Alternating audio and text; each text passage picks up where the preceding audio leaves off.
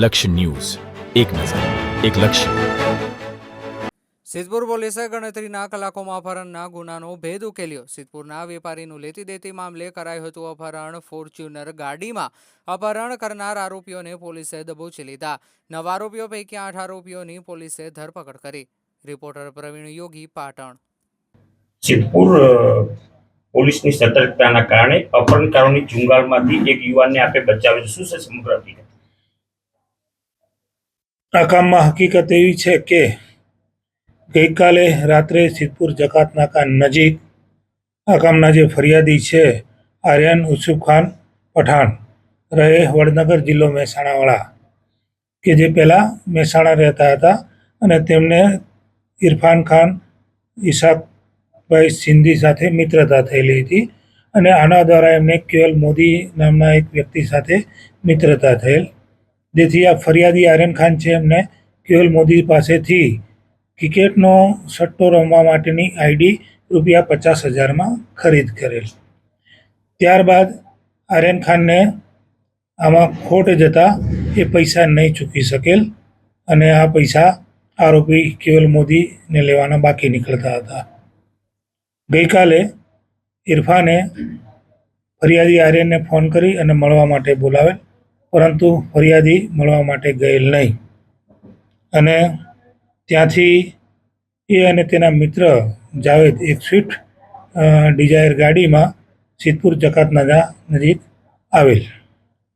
આમની આરોપીઓને ખબર પડતા આરોપીઓ પ્રથમથી જ ગુનાહિત કાવતરું રચી અને અપહરણ કરવાના ઈરાદે આવેલ હોય તેઓની પાસે રહેલ 2 ફોર્ચ્યુનર ગાડી અને એક થાર ગાડીથી આ ફરિયાદીને સ્વિફ્ટ ડિઝાયર ગાડીને એમને પીછો કરેલ અને સિદ્ધપુર પોલીસ સ્ટેશનની હદમાં તેમણે ફરિયાદીની સ્વિફ્ટ ગાડીને ટક્કર મારી અને ફરિયાદીની સ્વિફ્ટ ગાડીને ધોકાથી નુકસાન પહોંચાડી ફરિયાદી આર્યન ખાનને એક ફોર્ચ્યુન ગાડીમાં અપહરણ કરી અને લઈ ગયેલ.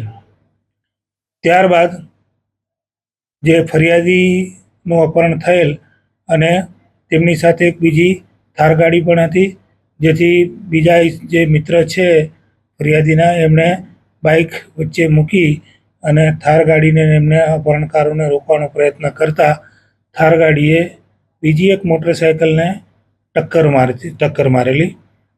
આ સમગ્ર ઘટનામાં કુલ અપહરણકારો પાસે 3 વાહનો સંડોવાયેલા છે, જેમાં 2 ફોર્ચ્યુનર ગાડી, એક થાર ગાડી અને એક મોટરસાઇકલને નુકસાન પહોંચાડેલું છે. ફરિયાદીની ગેરકાયદેસર અટકાયત કરી અને તેને ગળદાપાટુનો માર મારી અને તેનું અપહરણ કરેલ છે. આ સાથે આ જ સમયે સિદ્ધપુર પોલીસ સ્ટેશનના પોલીસ ઇન્સ્પેક્ટર શ્રી જે.બી. આચાર્ય સાહેબ નાઇટ રાઉન્ડમાં હતા અને તેમને આ સમગ્ર ઘટનાની હકીકત મળતા તેઓ તુરત જ હરકતમાં આવેલ અને તુરત જ પોલીસના સ્ટાફના જે વાહનો ઉપલબ્ધ હતા તેનાથી નાકાબંધી કરી અને તમામ અપહરણકારોને ગણતરીના મિનિટોમાં જ પકડી પાડેલ. આ ગુનામાં અત્યાર સુધી કુલ 8 આરોપીઓની અટકાયત કરવામાં આવેલ છે અને એક આરોપી હજુ પણ આ ગુનામાં પકડવાનું બાકી છે. આમ પાટણ જિલ્લાના